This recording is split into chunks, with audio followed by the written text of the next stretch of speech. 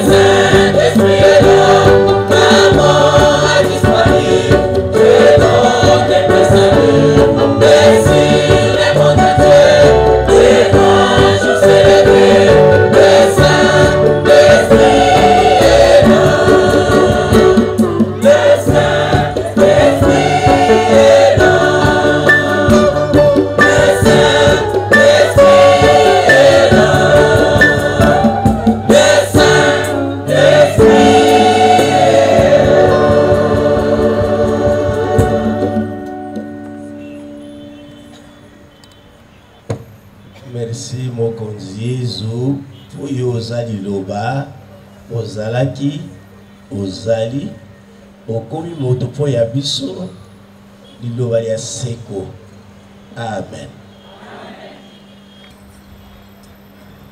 Tata Cardinal Fridolin tango azwi ebonga ya Kisasa bo episkopa lokumu lisanga ya liboso a charisme propre ayambaka ezali renouveau. Toyebi yango te tango ayambi renouveau ayebisi biso renouveau te alingi renouveau ezala réellement renouveau catholique, c'est-à-dire elobeli ya biso elongo bana lokola ba catholique bakolobaka mate ya mabiso malongo bana na boyambi bwa ecclesia mpe alakisaki biso le trois sources ya foi catholique: écriture, tradition, nanini na magistère. Merci ma soeur. Nalingi na rappeler même na renouveau nyonso, mais spécialement rôle ya ba discernement. Je ne pense pas qu'il y ait une communauté chrétienne au Congo qui a un répertoire de banzembo ou qui n'a na profondeur, n'a na nombre que les kabisou. Et ça boïda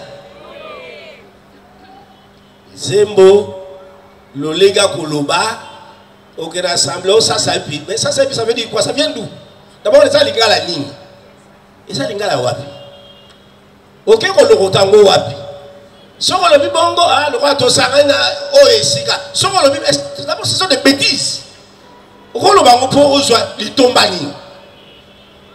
Ndakwa nzambe eza oyo esika te. Lokola to sangani awa onda ko nzambe. Basusu ba o esika po ba message ko prendre pour bango te. Mais ndakwa nzambe yeso sa kuna yo benga ngo o esika ndekwa ngai kitoko te. Bas slogan, c'est-à-dire bas invitatoire pour tout sambela. Alléluia, amen. C'est ce qui est reconnu dans l'église.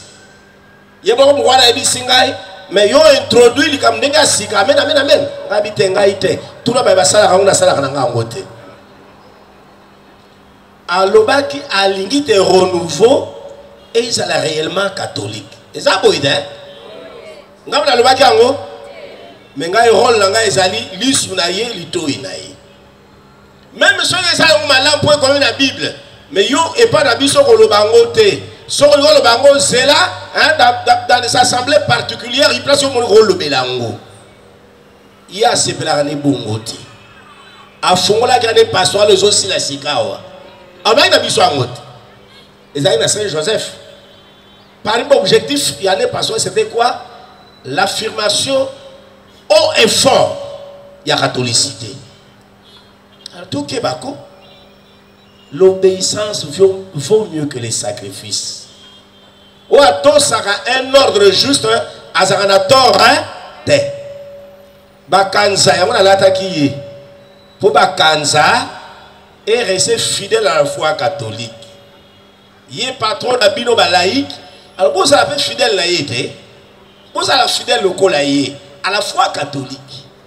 N'allez pas prendre des histoires qui sont ailleurs. D'ailleurs, tout cela relève aussi de la maturité spirituelle à Bishop Christ. Merci Mingi. On n'organise pas une campagne pour avoir besoin qu'organiser Yango.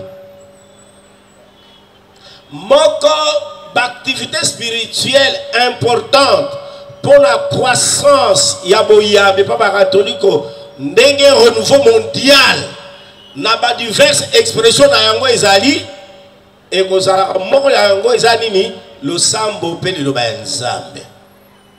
Donc toyei mikolomiye pour toi approfondir le lenga ko sambela toyoka le nzambe peut toi approfondir yango.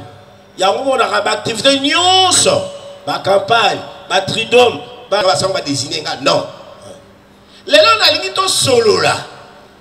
Parce que mon corps est point central. Donc tu vas vivre un temps, il y a preuve moi kasi non seulement biso, mais même Baba Sambe l'a raté. On est retourné d'Abisso à une plus forte interrogation. Il y a sens à bomoy. Mais biso no kola. Nzamba sala biso grâce. Ya koyeba ye ata makambo masai ko na liwa na pasi, na maladi, na minyoko, na bozangi, na liwa. To kanga baika na Yesu, to koki ko solola lelo mambima matani ni boyambi. Alléluia. Il est vivant. Qui donc les trucs pour tous sont les cambrioleurs les bouillants. Maloma kolobeza est belé. Frère Rabé a l'embarraté. Na route à terre même l'homme na tongo. Et lui montre après sa vision capacité yango. Même au kilingonga, hein? Tout soit au ezali essentiel. Na lingi lelo to solo la makambo etali boyambi bandeko basenga nga tosola makambo etali source ya boyambi kasi ngai nalingi lelo na mateya totala makambo maye boyambi lokola expérience mais eza nini tango natangi Bible na Bible mobimba ne atanga ki yango de pe totanga yango tokomono te pour la Bible. Toute vie religieuse a pour source et centre la foi. La foi est la source et le centre de toute vie religieuse. Donc, bon mot union, ya bon Nzambe, ya bon Christ. Simba na nini na boyambi et bandela ya vie religieuse et ça boyambi centre d'être vivant au jour le jour vie religieuse dikamba botal boyambi donc boyambi et ça les source pe centre il y a vie religieuse yos pour nini Pambate boyambi ezali réponse ya moto na mwango to projet libiki onzamba kosalaka. Na kele kotanga bondeko bakala na moni ebele bakombo ya bato na tangi bondeko wasika na moni ebele ya kombo ya bato baboyambi. Boyambi lokola liziba, boyambi lokola ntina ya bomoi nyonso bwa bo Christ, bwa bo moto anza. Alors si la foi ezali abongo moto nzamba kosepa ya moto réponse tangu yake ami pesi akozele ya no moto e ya no nde ya boyambi. Boyambi non seulement ezali réponse ya biso ba Kristu na lingi na tala ngo sio na ndenge esusu na lingi to kende définition boyambi to si to yebi yango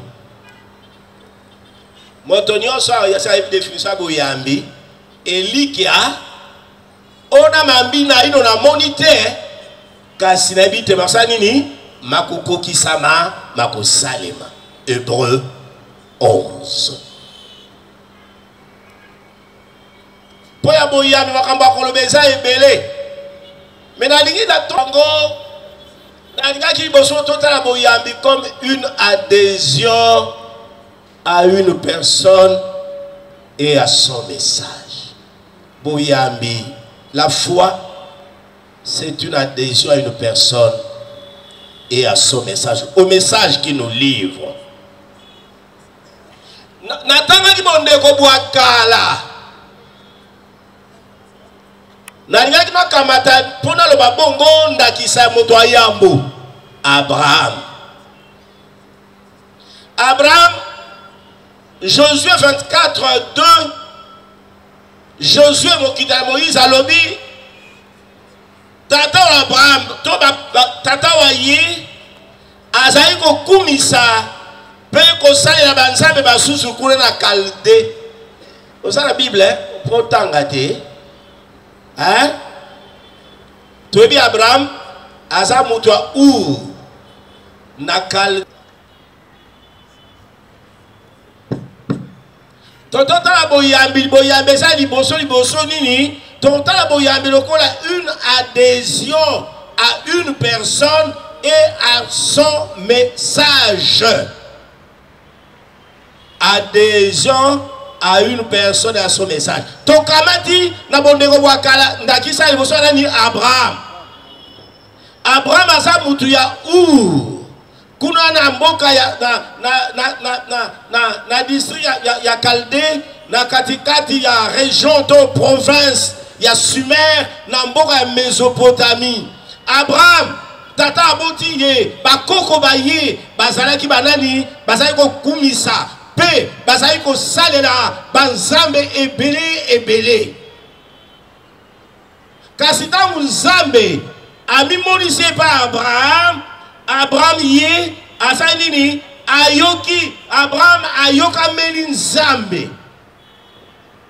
nzambe se moko o akela likolo na se na bikela mobiso bibiko mono na kote na bibi mono ni na misu bitoyebi te na biyetoyebi. Abraham ayoki maloba mayi, Abraham andimi ye, Abraham ayambi ye, Abraham atosi l'appel de Dieu peut a engagé bon moi voyez mon bimba na promesse ya nzambe. Bazo tout na ye ozo kende wa habite motoboka bibeli ka komo nzambe. Oh esa nzambe ya makwanga te esa habite alobi na ngai na longa na mboko yo na kende na mboka yako la kisangai kuna akopesa ngai mabele makosa mabele mangai na bakoko na kasima ya ngai pe kuna akokomisa ngai libota linene. Batu bako kamu Abraham batuni soki lelo betu memaki na telema Bon, mais maintenant, on a cette peuple. Bon, nous, nous, attends, Sangou, Mikou, Liata, Laïe. Baloubi, le côté, Abraham, Atosinzambe, Abraham croit en Dieu. Ayabin Zambe solo. Non seulement Ayabin Zambe, mais Ayabin Malobama Nzambe. La totalité, il y a parole en Nzambe au travers Abilaka Bienzamba Salaï. Quand je parle de l'adhésion, la force est là. Alors, Abraham a mis, Abraham a sali Nzambe confiance.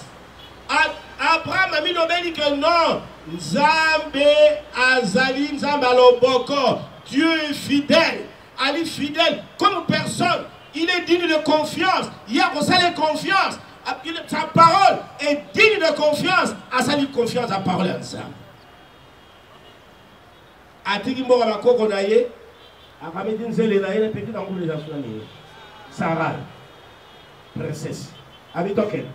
Azumi na l'autre son neveu token. Bakei. Même dans le preuve, Abraham a continué à faire confiance dans Nzambe. Dans Genèse chapitre 15, verset 6 à Tounié, Nzambe a dit Abraham a bien engayo. Wanasi anuni a comme Namboula soki combien? 92. Azotunaye. Abia engayo na komi kokende. Biloko bianda konangai. Héritier yandako yangai ya biloko biangai ekozala moombo oyo opesa ngai mon serviteur Eliezer de Damas. Eliezer de Damas n'héritera pas de toi. C'est celui à Robota Manakatel Kumulayo qui héritera de toi. Abraham n'a pas monité, mais Abraham a yambi. Nzamba tali le quoi nani Musemba. Nana fongo la parenthèse. Pena kangango noki. La Bible nous dit le prophète Amos s'explique toujours par elle-même. C'est-à-dire, ce qu'on doit expliquer une notion de la Bible. Tanga la carte de la Bible comment on a explication na yango. Ici la justice ne signifie pas nini rendre à quelqu'un son dû. Non non. Ici la justice veut dire foi. Bongo justice, elinkolobani na justice na sainteté, elinkolobelo komoko. Soko zote ya, ko kamata notion à droite pose ali ju, yo ibanda pose a sage droit na yo awa, tete la justice donc Abraham nzamba talo ko la juste ko nini? Pon nzambe Abraham ayingeli na bomoto bwa nzambe pe na katikati ya maloba maye. Yango boyambi Bozali bosso liboso, adhésion à une personne, c'est quand le Saint-Esprit et ça quoi animer ma frère à renouveau au début, au balanani, na bala Yesu, na motema nangai, na ndaku nangai, na musala nangai, na bomo, au balanani, na motema moyo. Donc na bala Yesu, Jésus n'est pas un étranger. Non. Ngai. Abraham a salimana maso, à croire dans Zambé. Parce qu'il savait que Dieu en qui il a mis sa foi est un Dieu fidèle et puissant. Hébreux 11, 11. Et la musulmane Zambé, il était devenu agréable. Hébreux 11, verset 6. Sans la foi, personne ne peut être agréable à Dieu. Car celui qui croit sait que Dieu existe réellement et il récompense celui qui l'invoque. Fin des citations. Hébreux 11, 6.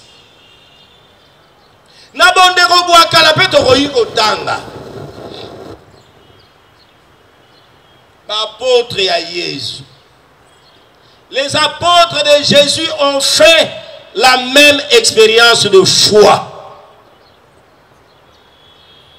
Alors que dans Jean chapitre 6, Jésus se tourne vers les apôtres. Et bon, Pierre prend la parole pour lui dire ceci. À qui irions-nous? Tu as les paroles de la vie éternelle. Et nous avons cru. Et nous avons connu que Dieu est le Christ, le Saint des dieux. bato ebeba okela bango balandaki mapa balandaki miracle balandaki guérison balandaki kobota balandi basala purifier maba awa Yesu abina sa paix et puis yo non ces paroles sont dures nani akoyoka ye beaucoup basali défection balandi sous Yesu te mais Yesu a tourné vers bato bayaya na biso boyambi atuni bango bongo bino baninga bango na bakei Pierre alobi na ye biso to okene lisu se pa nani maloba bakopesaka bomo eza pa na yo donc Pierre na baye kolibas de 12 apôtres na ba disciples za kolanda Yesu ils avaient adhéré totalement à l'enseignement de Jésus. Bayeba ki maloba ma Yesu basa maloba bo solo. Bayeba non seulement maloba ma Yesu, mais ils ont adhéré même à sa propre personne. Dans Jean 14, 6, c'est moi l'anime. Moi je suis le chemin, la vérité et la vie. Nul ne va et pas un tata si n'est pas moi. Ba poso ba yoka ki ango. Ba simba ki ango. Et ba mi donc Jésus a combattu bango bango ba combattu Jésus. Tout pour Jésus, rien que pour lui. Tout avec Jésus, rien qu'avec lui. Basala yango. Preuve. Barono so bakufa. Ba martyr likoya lo ba Jésus. Ils ont refusé de régner Jésus. Puisque pour moi, Polycarpe de Smyrne, viens, et ça Polycarpe, non? J'ai 86 ans. Et puisque pour moi, il y a un évêque à Smyrne, qui a un kala. À Gonzamboula 86. Bakangi, Bamemie Suboa Bomaye. Déjà, ça a bon Christ, Tangaka, ne pas bomar. Donc, au Wagani Boyambi Batikiyo, au Sakoli Boyambi Babomio. Avant il y a tali ba bourreau na ye babi bon wakana Yesu totigo bana revivre atali bango tout mi so ilongi abota na mbula na ngaji na sa mbula 86 na 86 ans ya vie mukolo moko te ase que je sache asalanga mabe ata mukolo moko te Yesu asalanga mabe na sa mbula 86 donc naso kanisa dans tous les sens ata ndoto tout na kolia tout na komele tout na maladie tout na ndimo kanginga ko nyoko longai na tia ko muno mukolo mu Yesu asalinga mabete ibo na ruwanga na mutu andenge wana ndenge ni ndeko angai poko na po wana lobango il faut zala c'est là tangu toko lobate boya message de jona mutu pe na message appel sibiso bango basala yango toute leur vie. Pierre a le but que n'est pas un Jean 6, 66 à 69. Donc il n'est pas un ani. Maloma bomo il doit le but que ça pas d'ailleurs. Bisoto yambi, to yamba pe to yambi. To so reconnaître te yosa Christ mon sang toi ensemble. Tu es le saint de Dieu. Donc Pierre revient à la profession de foi et liboso. Profession de foi. Oh le bagana na Matthieu 16, 7 à 19 abi. Pour la biso yo zali Christ, tu es le Seigneur, le Fils du Dieu vivant. Azongeli angwao. Tangu ba tosonga na Yesu azongeli ango parce que eux n'ont pas œuvre yani likolo. Il faut avoir de justes raisons de croire. Pour yamba, il faut avoir raison à solo so kotinda ko bana ko yamba. Et les apôtres par toute leur vie, l'apôtre ya Yesu va rendre témoignage. Il y a beau moto bois Yesu. Yes.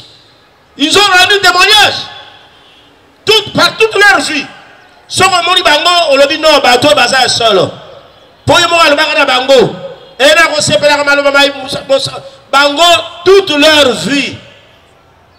Ils sont restés serviteurs et témoins de ce qu'ils ont vu et entendu de Jésus, de ce qu'ils ont touché Jésus. Basa kolo Jean sa kolo ba oto monoki oto yoka na ye tolia elongo oto simba qui est du verbe de vie toko yiko wanga na pe ko bosana ngote na ko bosana te bo moto wa Yesu na katia bo moibwanga. Et les apôtres basali yango. Alors bango ils ont assimilé les leçons du maître na sepelaka mingi na moto oyo Polo. Ntango abimi liboso ya roi Agrippe alobi na ye na Acte chapitre 26 verset 16 abi nazwaki na kati ya vision mpe alobi il m'a établi serviteur et témoin de cette vision. Abi pa Agrippe na verset 19 banda mukolo wana natika jamais kolanda Yesu nalandaka ye po aza malamu. Croire, c'est faire confiance à la personne de Jésus, à son évangile. Ceux qui ont confiance na Yesu te lokola mobiki ici pe na maloba mayete Covid na biso malamu et puis esilani biso ba oyo tokoki kotelemelaka. Alléluia. Wana liboso Yami balé na libeto solola. Mutu moko abota na boyambi na libumu ya mama te. Donc tellement il a les qui m'ont azotu nangai. Na ebise c'est mon ami. Azali professeur na université ya Liège. Tosoye c'est bon. Ngonga ebetile 18h. Sikawa, il faut na kota la sacristie. Na milenge répond à misa. Bon, c'est ça malam. Oignon sur ça les à malam. Tous a deux types de vertus. Par vertu à liboso, to bengango vertu humaine. Pardon, vertu naturelle ou acquise. Ah, on est pour la robot ça. Par vertu, à force d'éducation, à force de répéter les mêmes choses, on va acquérir. Tout ce qui est la vertu cardinale, la prudence, la tempérance, la force, la justice. Ça, tu peux acquérir ça à force et habitude. Sa discipline par le Saint-Esprit. Maîtrise ça tu peux apprendre. Donc on se répéter en mode comme exercice, tout comme peu au coquille, hein,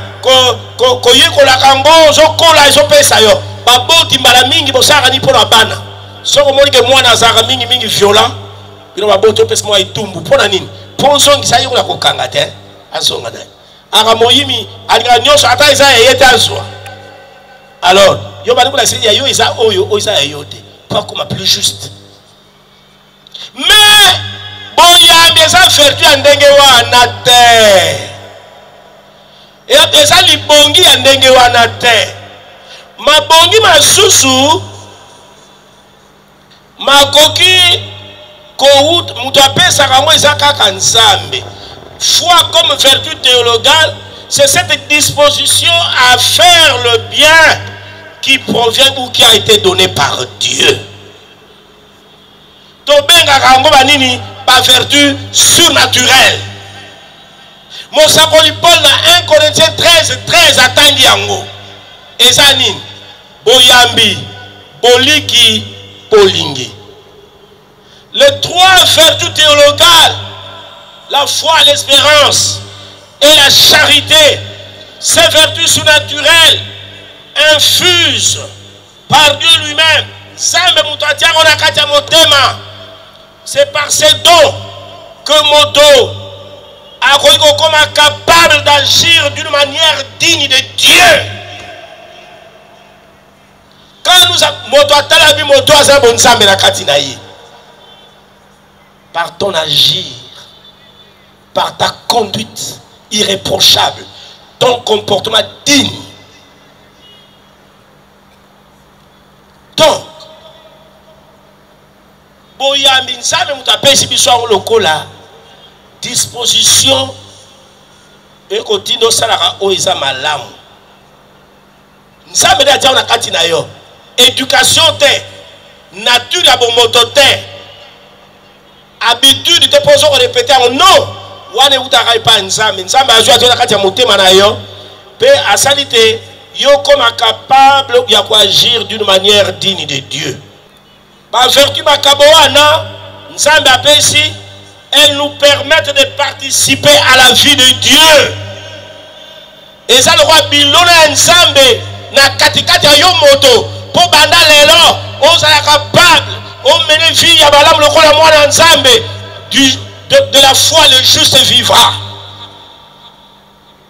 Comme moi, tout le monde est désemparé mais sauf toi.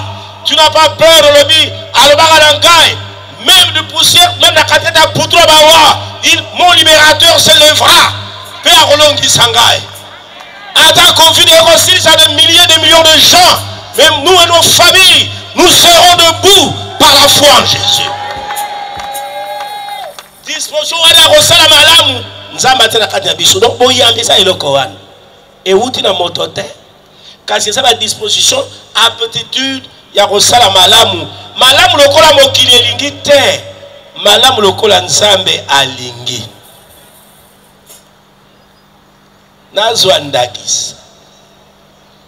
Elenge moko za kosalaka kala na bâtiment to bengi a parler du peuple.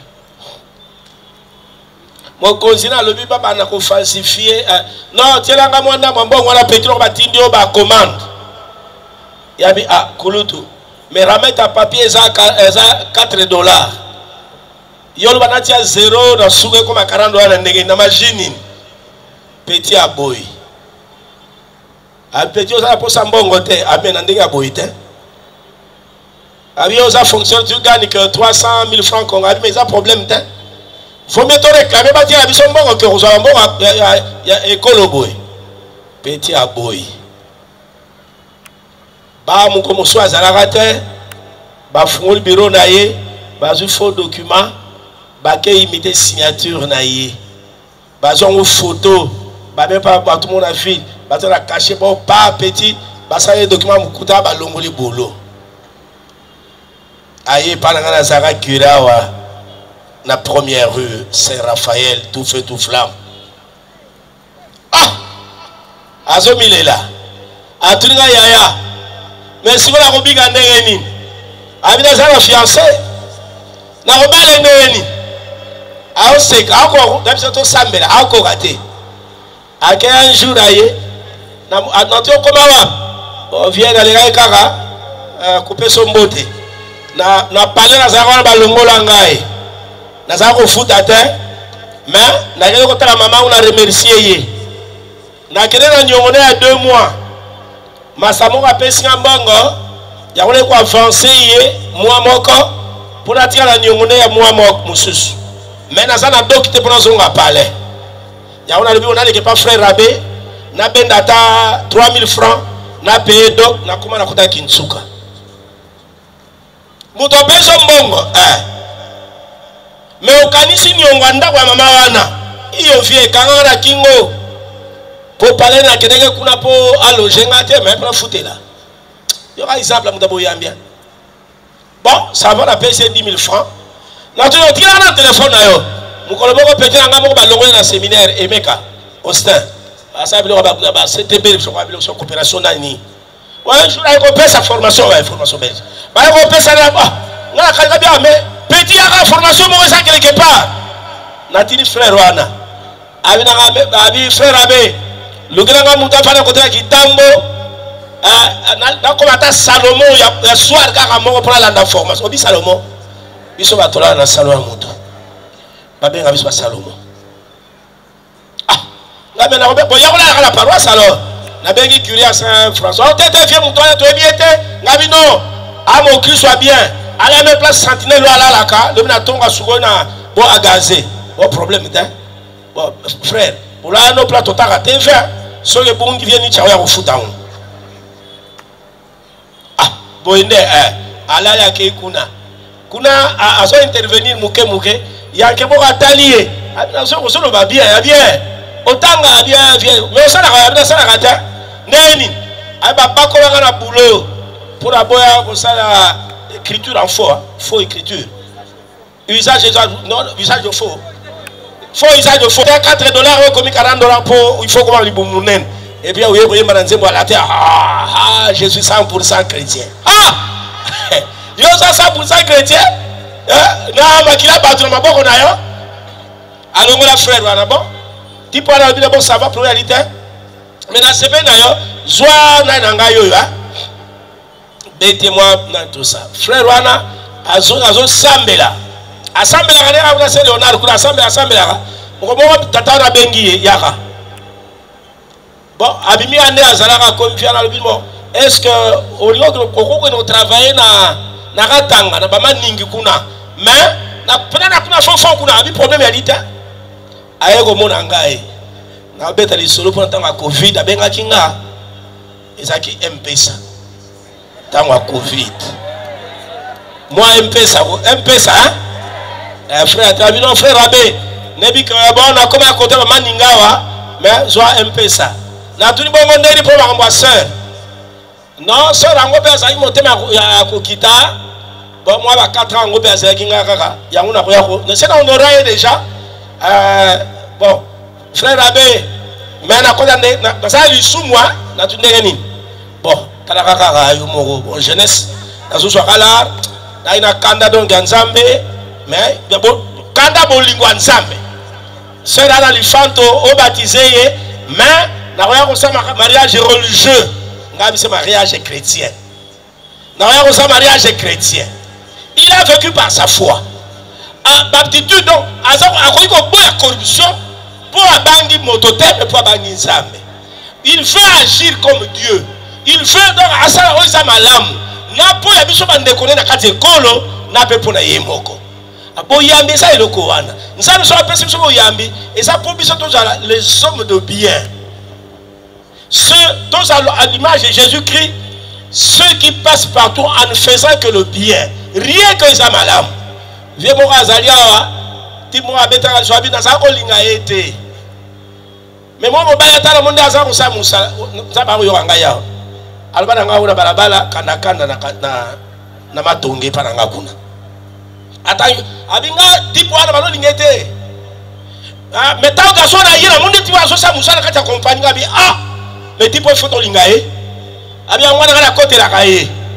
Abiso, nzamba pesa biso yambi comme vertu théologale pour te participer dans la vie à bon nzambe na ye pour le bien. To construire mo kilanga malamu.